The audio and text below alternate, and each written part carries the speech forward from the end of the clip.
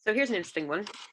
I put it out there saying, does anybody have any questions? Anything I can do to help? Anything we can talk about? Can we start a conversation about anything? And I had a friend come back to me and talk to me about swing dancing. Now, I used to be a swing dancer. Well, you never stop being a swing dancer. I've been dancing for 8-9 years. Haven't danced a lot since I've had kids, but actually with my first I danced till 8 months. It was pretty impressive. Loved it. We have music going on in our house all the time. We're dancing in the kitchen. Our kids dance with us all the time. But it's a fascinating one. So when I was regularly attending swing dance classes, camps, all of that kind of stuff, what I found was it was a really interesting and positive place to meet neurodiverse people. Why is swing dancing, I don't know, something that might attract people who are neurodiverse? Why does it attract anybody? For me, the reason it attracted me was because I loved the time period. I love the dancing. I love the music. I love the look. I love the 1940s, 20s. I love the clothes, the shoes, the hair, the makeup. I just loved it all. The whole thing made me I just loved it. Did you get the sense I liked it? Really liked it. But there is something else as well. So social dancing is what you do when you go and don't take lessons, but actually just go and there's a band playing or there's a DJ playing and you just dance. You're in a hall, there's music going on for a few hours and people ask each other to dance, whatever else. Now, social dancing is a really interesting term because the idea of it being a social activity, it is. But when it comes down to it, it's a really, really safe social activity. Why? Because what if you struggled with the idea of going to a social engagement, going to a social setting where you had to engage with people, but you just found that hard. It was anxiety provoking. It was overwhelming for you. You suddenly felt like, I'm not quite sure how to deal with this. Whereas within that setting, there are really clear rules.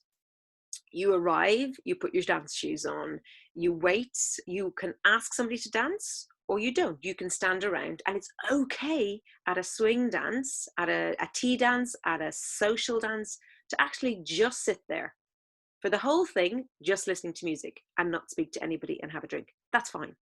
It's okay also to walk around and chat to everybody. It's okay to ask people for dances at every dance. It's okay to never ask somebody to dance. It's okay to say, no, thank you, I don't want to dance. And the language we use is really, really clear as well. Hi, would you like to dance? Or, no, thank you, I don't like this song. Or, can I have the next dance, please? Really, really clear boundaries. And also, there's no small talk. There's no chatting if you don't want to chat. It's, I'm here to dance. I enjoy this activity. Let's go. Hi, would you like to dance? Let's have a dance. Thanks very much. Would you like a second dance? Sometimes that's protocol. It depends what dance camp you're at, by the way, whether you ask for a second dance or not, or you should do it in a second dance. That's something completely different. And this is fascinating because asking for a second dance is an unwritten social rule. I even find that hard. And for me, I'm neurotypical. So that was difficult for me to think, do I do a second dance? Do I not do a second dance? And that whole uncertainty was like, oh, what do I do? So that made me feel uncomfortable. But then I'm very much able to kind of turn around and say, oh, do we do second dances here? Do we not do second dances here? But yeah, it's a minefield. So even in this kind of carefully prescriptive social setting, there are still things that might be difficult.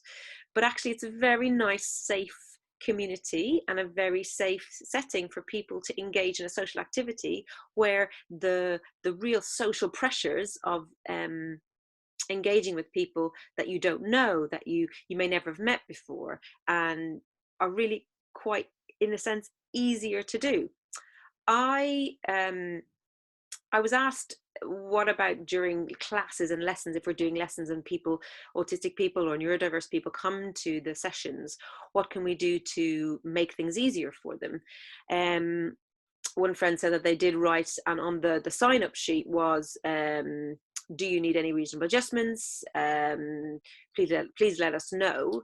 But again, that might be hard. It might be hard. A person mightn't realize that they might need help, or it might be hard for them to write it down and to really work out and have that kind of confidence to be able to say, actually, I need help. That's a big deal. I think it's hard asking for help, whether you're neurodiverse or not. I'm not particularly good at it. I'm getting better, but not particularly good at it still. So I was wondering if, instead of asking people to disclose what they need, why not start a session or start a lesson just by saying, can we all be aware that everybody might find different parts of this session difficult? Some people might find it really easy. Some people might find it just not even have to think about it. But others may find small talk difficult, or not even interesting.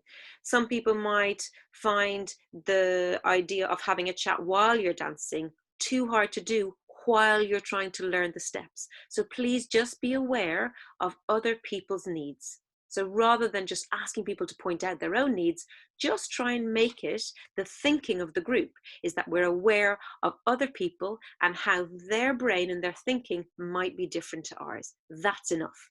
That's completely enough. That's totally enough to do, to be able to make reasonable adjustments and allow for everybody to be included. It doesn't mean what inclusion, this whole idea of inclusion, that's a completely different video. But the idea of inclusion now for me is an old topic. We don't need to say I'm inclusive anymore, because actually if you're not being inclusive, it's against the law and it's just being downright rude and old-fashioned. This whole idea that schools are inclusive, oh, we're a very inclusive school. Well, what do you mean inclusive school? Of course you're inclusive school. You have to be inclusive school. Why wouldn't you be an inclusive school? If you're not an inclusive school, you are missing out on some incredible brains, incredible people, incredible kids. Your loss.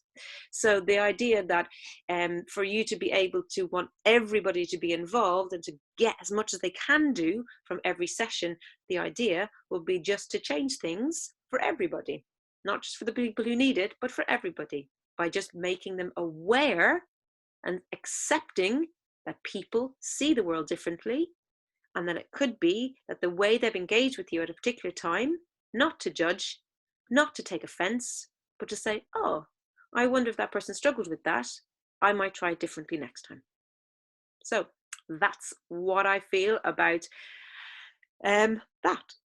So the way I see it is, rather than trying to get specific people to tell us what they need, why don't we just go from the off and just put it out there that people see the world differently.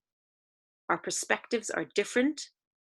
So just trying to say, the way I see it is this, but potentially someone else is seeing it from a different way. I think that's it for now. Thank you very much. Another answer to a question coming up very, very soon. Okay, catch you later. Bye.